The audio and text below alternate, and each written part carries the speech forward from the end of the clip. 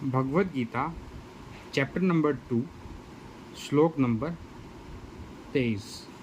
नैनं छिदन्ति शास्त्राणि नैनं दहति पावका नाचैन कैदेन्यापो ना शोषयति मारुता।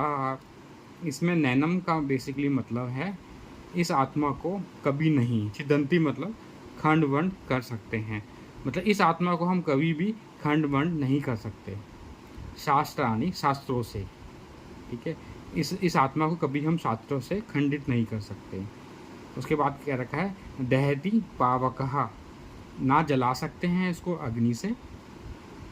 उसके बाद आता है किदयंती आपहा, किदयंती का मतलब भिगो सकते हैं जल से, ना इसको भिगो सकते हैं। और उसके बाद शोष्यति मारुतः, ना सुखा सकते हैं वायु से। तो ये श्लोक क्या बता रहा है, ना आत्मा को हम किसी शस्त्र द्वारा खंड विखंड कर सकते हैं, ना अग्नि द्वारा इसको जलाया जा सकता है, ना जल द्वारा भिगोया जा सकता है या वायु द्वारा सुखाया जा सकता है। तो जितने भी हथियार हैं जैसे तलवार हो गया, अग्नि अस्त्र, वर्षा के अस्त्र, चक्रवात, आत्मा को मारने में असमर्थ हैं। आज जैसे आधुनिक काल में भी हम देखेंगे आग्नेय शस्त्र, हमारे न्यूक्लियर वेपन्स वगैरह हैं। जब पुराने टाइम पे मतलब कई तरह के अस्त्रों का यूज़ होता था, जैसे जल के अस्त्रों का यूज़ होता था जो वरुण भगवान से रिलेटेड थे, फिर चक्रवात हो गया, वायु के अस्त्र हो गया, ये सब यूज़ होते थे।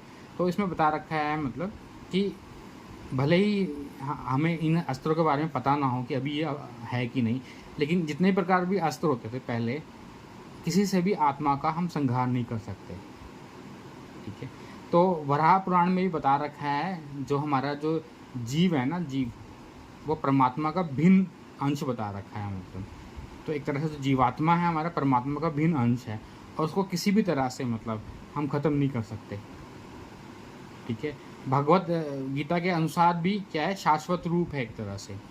तो एक तरह से हमें क्या है, मोह से मुक्त होके ना, मतलब मोह से हमें विमुख होना है, मोह मुक्त नहीं रहना हमें जीवों को अलग मानना है और आत्मा को अलग मानना है।